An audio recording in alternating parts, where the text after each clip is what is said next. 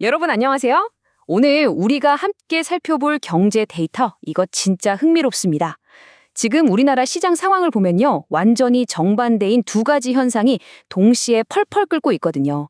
한쪽에서는 주식 시장이 연일 사상 최고치를 경신하면서 그야말로 축포를 터뜨리고 있는데, 다른 한쪽에서는 부동산 시장이 엄청난 세금 폭풍과 전세난 속에서 아주 치열하게 줄다리기를 하고 있습니다. 주식은 솟구치고 주택 시장은 옥죄어지는 이 놀라운 괴리감.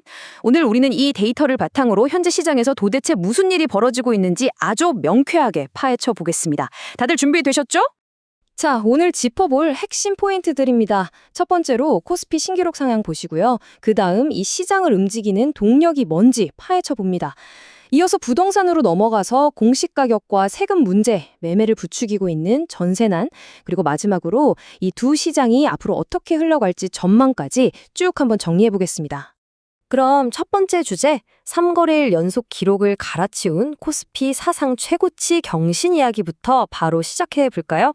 주식하시는 분들이라면 이 코스피 6,690이라는 마감 수치가 얼마나 묵직한지 딱 감이 오실 겁니다. 거의 6,700선을 코앞에 두고 있죠. 코스닥도 같이 오르면서 1,220선을 시원하게 뚫어냈고요. 이게 그냥 하루 반짝 오른 게 아니라 연일 역대 최고치를 갈아치우는 엄청난 랠리를 보여주고 있다는 게 진짜 핵심입니다. 그럼 도대체 이 강력한 에너지가 어디서 튀어나온 걸까요? 거시경제 쪽에 아주 따뜻한 훈풍이 불고 있습니다. 가장 큰 이유는 중동 쪽 리스크가 좀 가라앉을 거란 기대감 때문이죠. 지정학적 긴장감이 싹 풀리면서 미국 증시가 먼저 안도 랠리를 펼쳤고 우리 증시도 그 좋은 흐름에 아주 자연스럽게 올라탄 겁니다. 하지만 방심은 금물이죠. 미 연준 정책 회의 결과나 널뛰는 국제유가 때문에 조금만 더 지켜보자 하면서 숨을 고르는 투자자들도 꽤 많이 있습니다. 두 번째 포인트로 넘어가 보겠습니다. 그렇다면 과연 누가, 무엇이 이 지수를 멱살 잡고 끌어올린 걸까요? 지금 시장 참여자들 사이에 온도 차이가 어마어마합니다. 한쪽에서는 기관 투자자들이 무려 3,500억 원 넘게 순매수를 하면서 시장을 완전히 하드캐리하고 있어요. 아주 환희에 차 있는 모습이죠. 그런데 반대로 외국인과 개인 투자자들은 어떨까요? 지수가 고점을 찍으니까 오히려 차익 실현에 나섰습니다.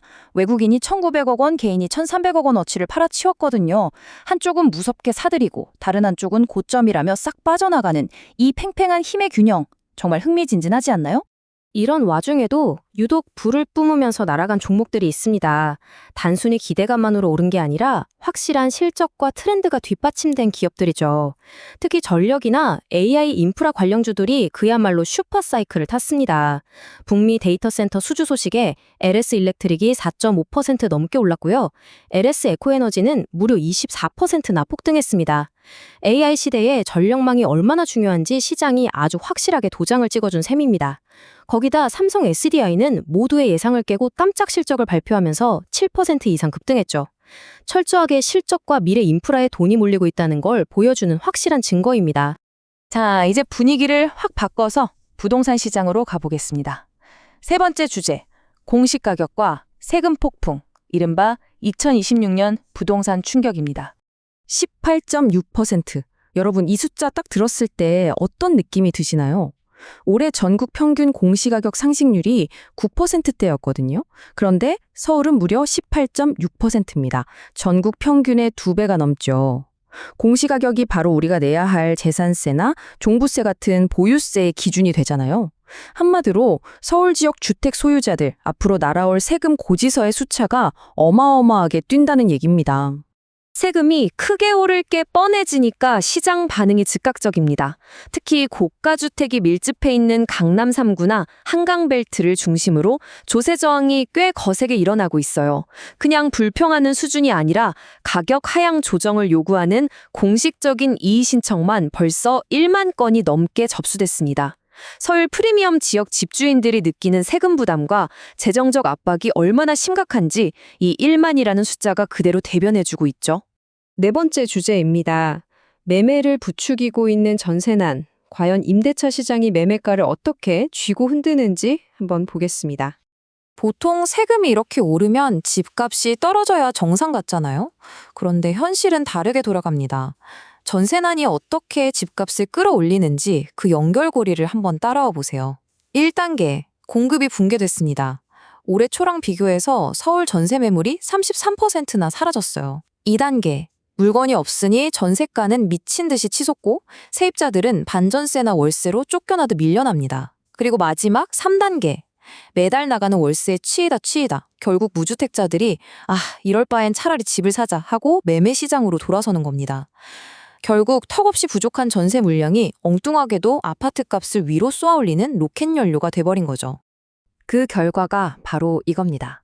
그 무거운 세금 부담을 비웃기라도 하듯 서울 아파트 값은 14주 연속으로 오르고 있습니다. 심지어 9주 동안이나 계속 떨어지기만 하던 송파구마저 상승세로 돌아섰어요. 아무리 세금 공포가 커도 전세난 때문에 집을 사야만 하는 실수요자들의 절박함과 투자 심리가 시장을 끌어올리고 있다는 뜻입니다. 자, 그렇다면 여기서 우리가 꼭 짚고 넘어가야 할 질문이 하나 생깁니다. 한쪽에서는 역대급 주식 호황, 다른 한쪽에서는 전세난이 밀어올리는 주택시장의 상승. 이 압도적인 현상들이 앞으로의 시장에 도대체 어떤 의미를 던져주고 있을까요? 마지막 5번째 주제입니다.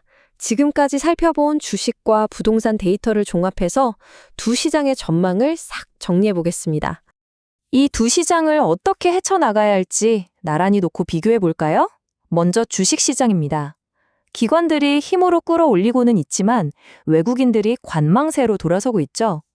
그러니까 지금은 막연한 기대감보다는 철저하게 실적을 숫자로 증명해내는 기업들만 쏙쏙 골라내는 핀셋 전략이 필수적입니다. 반대로 부동산은 룰이 완전히 다릅니다. 세금이라는 무거운 모래주머니를 찾는데도 물건이 없다는 이 절대적인 물리적 한계가 시장을 꽉 쥐고 있어요.